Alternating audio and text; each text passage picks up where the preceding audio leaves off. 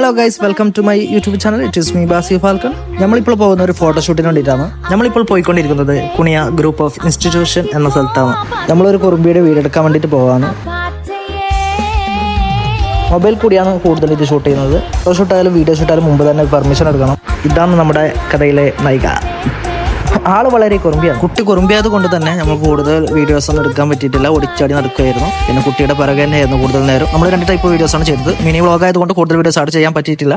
ചെയ്ത വീഡിയോസ് കാണാം.